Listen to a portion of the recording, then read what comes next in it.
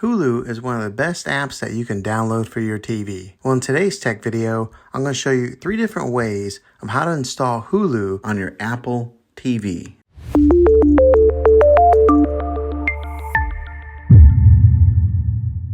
It can be really frustrating if you want to watch some of the great content that is on Hulu and you find that your TV is unable to download it. If your TV is an older model of smart TV, then it could prevent you from downloading this app.